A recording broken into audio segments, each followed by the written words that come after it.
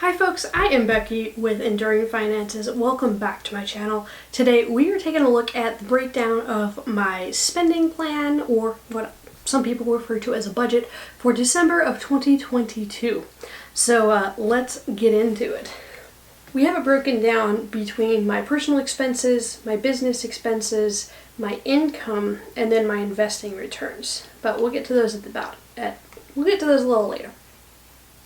As far as personal expenses, we have the traditional fixed expenses of my mortgage, $1,250, my car insurance for $50.14. We didn't owe any trash.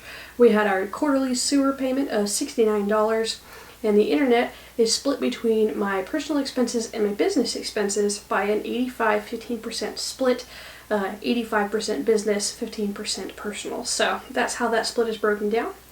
And then we have the even bi-monthly payment of water for $32.37. We spent $115.92 on electrical, so a little less than what I was anticipating.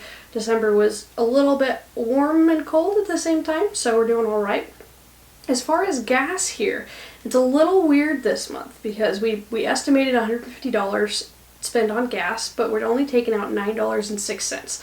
And we can see on the breakdown here that we spent more than that, but we have that business coming in, business expense I should say, from down here where I'm tracking all my mileage and all the money that I'm expending to do my business transactions. And so we're adding that back in here to counteract it. And then Christmas present that I got from someone was a free tank of gas. So that is also impacting that right there. It was a fantastic present. Very happy with that. About $60 worth of gas. So a big one there. As far as groceries went, we spent $326.38. We went out to eat one time with a group of 3 of us, and that was $59.15 for all 3. Went to a very nice Thai restaurant in downtown Boise. As far as birthdays and holidays, we spent $1.06 on a birthday present, killing it.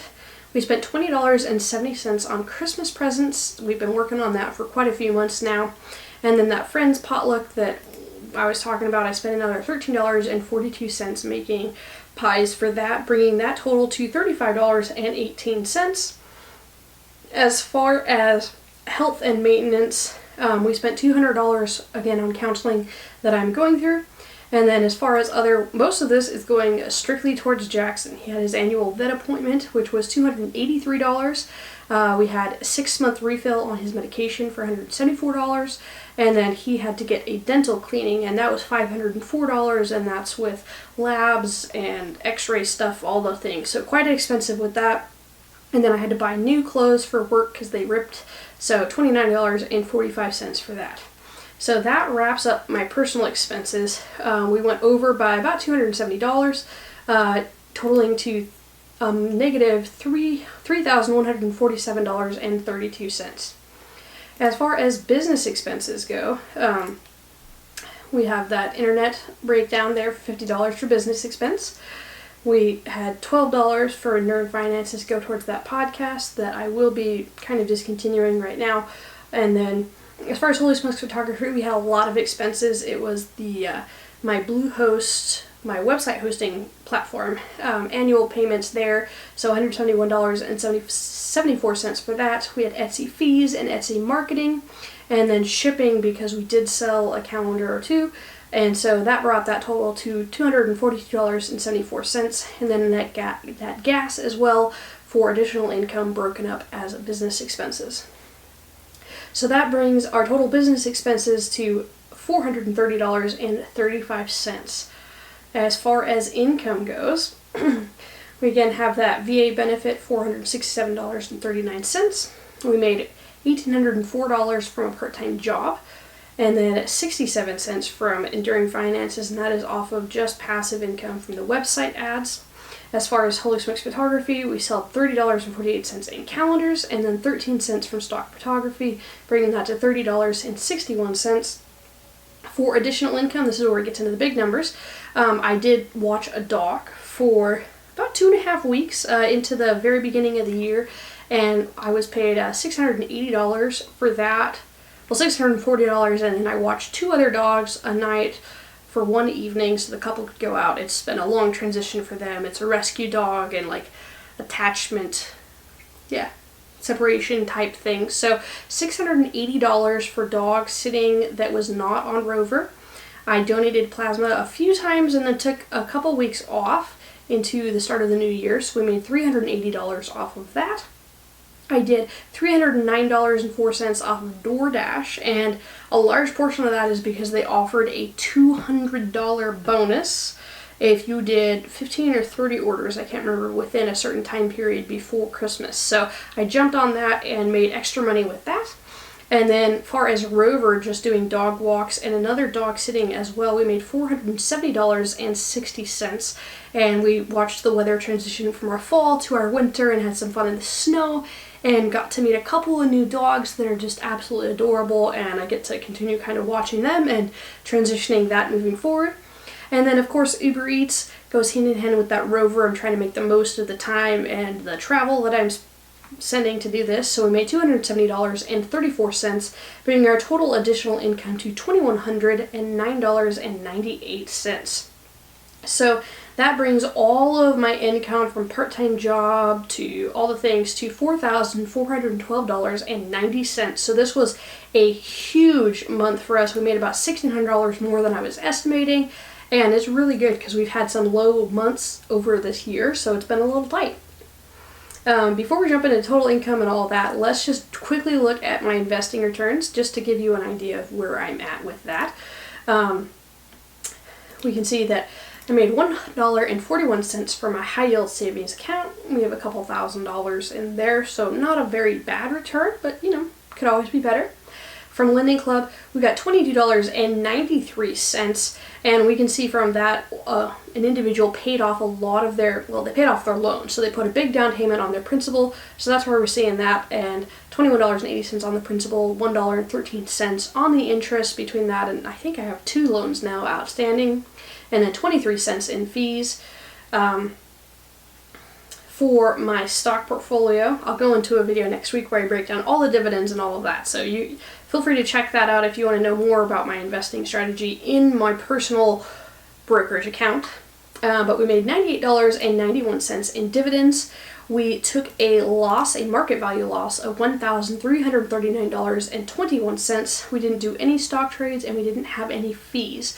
So we came in for a loss overall of $1,240.30. It's okay, we're moving with it. As far as my 403b, which is similar to a 401k, it's just through a non-profit organization, no longer investing money into this. We saw a market loss of $1,122.20 and 0 fees again. And then my thrift savings plan, a TSP through the federal government for my time in the military that I'm again no longer investing money in, had a market loss of $276.04 and no fees again. Even though we made interest off of my high yield savings account and Lending Club and dividends, we still saw a loss in that market value just kind of go down towards the end of the year. So the total loss was $2,614.43, so a lot less than what I was hoping. I was hoping to see that increase. But let's jump into the total income now. So as far as expenses, we did have that $3,577.67, but we made $4,412.90 for a profit of $835.23. As far as looking at breakdown differently, so the personal side is the personal expenses of $3,147.32. My income, including my business income, for $4,412.90. So this is excluding business expenses. So we were positive $1,265. If you just look at the business expenses, we had $430.35 in business expenses, but we made $2,141. So we're doing all right in the business thing. We just need to move forward with that. And then again, with that investment return, we saw a loss of $2,614.43 with 23 cents in fees. So overall, it was a pretty good month. We were able to bring a little bit more into my cushion and kind of rebalance some of my own personal accounts. So I'm happy to see that. Let's go ahead and jump into my net worth and see how a positive month impacts my net worth. Just remember, your net worth is your assets minus your liabilities. So anything that you own minus anything that you owe money on through a loan or anything like that.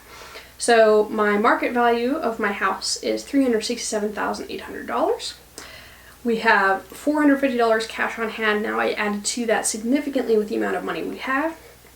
About $1,000 in my checking account, about $50 in my savings account, about $2,000 in my emergency fund, $99 in my lending club balance. Woohoo! We have broken the $100 mark, and that will slowly decrease and hopefully be done by the end of the year. Our my stock portfolio dropped down to $28,912. My 403B is now worth $26,668, and my TSP dropped to $13,221. As far as personal property, we still have that $6,200 in vehicles, $600 in furniture, $1,300 in gym equipment, and about $7,500 in other things that I won't mention, bringing my total assets to $455,800. And the only liability that I have is my mortgage, and we still owe $190,745. So we'll look at the assets minus the liabilities, making me positive $265,055. Last month, we were valued about $267,000, and we had a big jump in the market value of my home.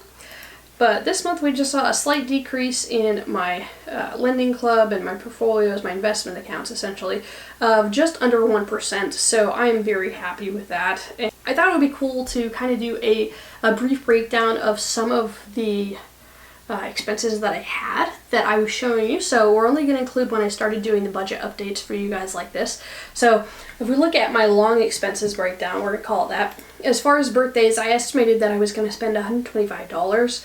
Overall, in the past about 6-7 months, I've only spent $53, so we're green in that, which is really important. I didn't anticipate doing any trips this fall, and I haven't done any of that. As far as Christmas, I budgeted or estimated that I was going to spend about $300. I did really good this year with thrift stores and planning ahead and just keeping an eye out beforehand. So I only spent $76.24 in total for 8 nieces and nephews, 3 sibling couples, and my parents and friends. So we're doing good, and this does not include anything that I spent beforehand because there was a couple of things. So we're doing good with that. And then as far as just Jackson, I figured I'd throw this in here because Jackson and dogs are expensive.